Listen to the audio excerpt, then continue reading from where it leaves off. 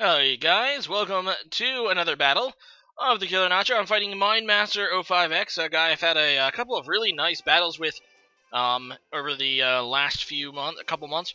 And yeah, he is a pretty good battler, so let's go ahead and get into another one. This is just an OU match again, pretty much the only tier he plays, but what can you do about that? So let's go ahead and get into it. And yeah. Julius Z, as he's known in-game, is going to lead with Feng Shu, which is a fungus thing, and I'm going to lead with my own fungus thing. So we're both leading with fungus things. So he's going to go for a Rock Tomb, which obviously takes takes advantage of Breloom's Dream World ability Technician, and it's not really going to do that much damage to my Moongus, though, as I just go for a Clear Smog, because it is a super effective hit, and I end up doing some decent damage to the Breloom. And, yeah, that's pretty cool. He's just going to go for another one. I'm actually thinking he might switch here, so I go for a Giga Drain. And as you can see, he stays in. Not really sure why he's staying here in the beginning, especially after seeing how little the Rock Tomb did in the first place. Not to mention he missed that one. He's just going to go for it again, just pretty much sacking his Breloom really early. I guess he thought that it really wouldn't come in handy much against my team, but there, it goes down. And actually, I made a slight misplay there. I should have realized that, once again, I kind of maybe thought he would switch, but I probably should have realized that he was going to die to his Life Orb anyway and just use Synthesis. But, oh well. Either way, he goes out into Landorus now, and I kind of don't know how well I'm going to tank a Earthquake, especially if it's a Choice Band. I don't know the set yet, so I just go into Clefable. Yeah, and he just goes for Stealth Rocks, which is, a annoying thing. And I'm going to go for my own Stealth Rocks. As you can see, he's definitely not choiced in any way, but it's still going to do some nice damage to my Clefable, in fact. And, yeah, it shows you the outrageous power of Landorus as I continue to eat my leftovers. And, yeah, there's not a whole lot to say. I'm kind of happy that I stayed in here. I did predict that he might try to predict my Dragonite, which is the only way I really have to, take a ground move on this team. And, thankfully, he does go for the Stone Edge, which is weaker than Earthquake, being that it's not stabbed. And my Clefable lives, which is pretty excellent, and I get enough HP now to live a Earthquake, so I know I can get some extra damage on this Landorus, which is pretty excellent for me. I go for it, and bam, get some damage. I do need it pretty much. I mean, I don't want to risk going into Dragonite still, so I pretty much have to sack Clefable here. Looking at his team, there's not a whole lot of things that I really needed Clefable for, so I mean, I figured that the frail nature of my team means I'm pretty much going to need to sack something. I didn't really feel comfortable going into a Moongus and having it take 2 Earthquakes. Either way, now I go into a Moongus, now that it's a safe switch, and as you can see, that Earthquake does a lot. My Moongus is actually, I believe, specially bulky, not physically bulky, so that's the reason I don't take those Earthquakes that well. I am able to put it to sleep now, though, which is pretty excellent. I'm just going to go for the Synthesis to heal on his switch.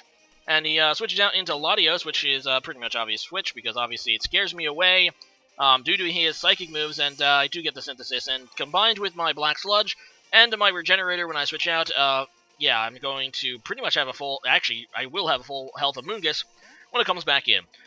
So that's pretty cool. I go on to my Raikou, thinking that he'll go for a Psychic move. I know that Psyshock does physical damage, but I really didn't have a great switch into this anyway. So I just go into Raikou, hoping that my bulk, even my, obviously my physical bulk isn't great because Assault Vest doesn't help against that, but hoping it was good enough to survive, and I do survive. I do outspeed Latios as long as it's not Scarfed, so I decide to stay in and see if it is Scarfed. He switches out, which means he probably is not Scarfed, as I just go for Hidden Power Ice, and he goes into Landorus, which is excellent. He was obviously predicting a Volt Switch or something, and yeah, he did not predict that Hidden Power Ice, which is able to take out the Landorus, and yeah, in comes Bisharp, and this thing can obviously Sucker Punch me, but decide to stay in and risk it, thinking maybe that he might try to Pursuit. I think Bisharp can do that as well, so a little bit of risk on my part. I really didn't want to risk a knockoff on the Switch either, so yeah, it gives me another safe switch into a Moongus, and because his Landorus died, I'm able to Spore another thing, because that's how Sleep Claws works, and I just go for it. I put this Bisharp to sleep, and yeah, that's pretty nice because this Bisharp is actually, looking at this team in the beginning, this was probably my biggest fear. Like I said, I brought kind of mostly a Glass Cannon team aside from this Moongus, and obviously I knew that Bisharp could do work unless I found a way to handle it, and that is one way to do it. So he goes down to his Manectric now, which is his Mega Evolution, and I go into Beedrill. It's actually a double switch, and we're both going to be able to Mega Evolve in the same turn. Now, obviously, Beedrill is slower than regular Manectric, but once they Mega Evolve, Mega Beedrill is faster than Mega Manectric. Which is kind of interesting considering both of them are considered really, really fast Glass Cannon sweepers. But yeah, that means I have to go for the Protect. this turn, because as you know, or probably know, when the first turn that Mega Evolutions evolve, they use their original speed.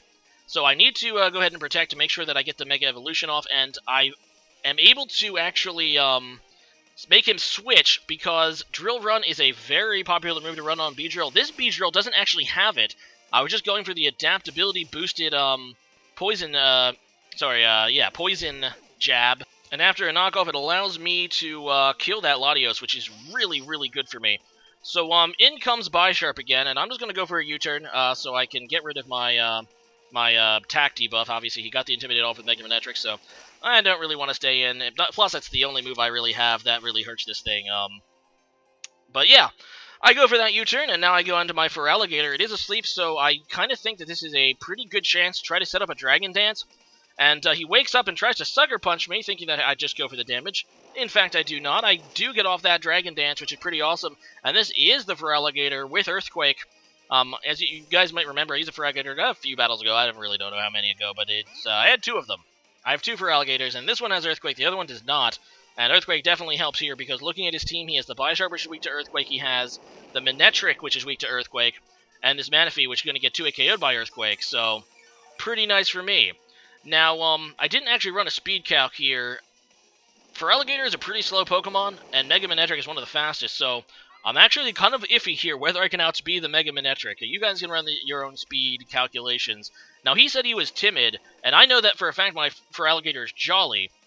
And he said he was expecting it to outspeed me, but as you'll see right here, Feraligatr at +1 speed is able to outspeed the Mega Manetric and kill it with Earthquake, so that is awesome.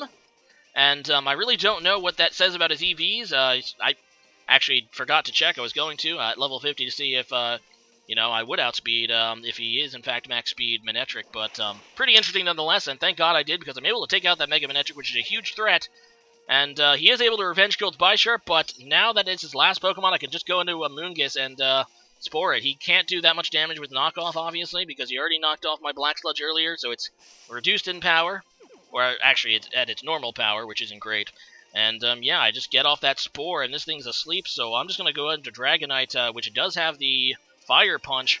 And I'm hoping that I can finish it off right here with that. And even if he does wake up, I'm pretty sure Dragonite can take 1 Sucker Punch. So, yeah, feel pretty confident just going for that Fire Punch to finish it off. So, good game there, Mindmaster, and glad I was able to outmaneuver you there. Today's question of the day is this. In the latest Sun and Moon trailer, we revealed pretty much like this, we don't know much about them, Ultra Beasts. No one really knows what they are. They were just kind of hinted at. We know of one, UB01, which kind of looks like a jellyfish of some sort. What do you guys think about this development? What do you think Ultra Beasts will be? And what do you think about them overall? Like I said, we don't really know too much about them, except we know that one of them exists here. I'll put a picture up here. The only thing we really know about them is they're probably going to have a significant role in the plot of Sun and Moon, and that they possess powers that could pose a threat to humans and Pokemon. As for me, I'm kind of thinking this is probably going to be some kind of legendary trio of some sort, with obviously storyline significance, but leave your thoughts about this puzzling turn of events in the latest Sun and Moon trailer. So, see you guys again later. Bye.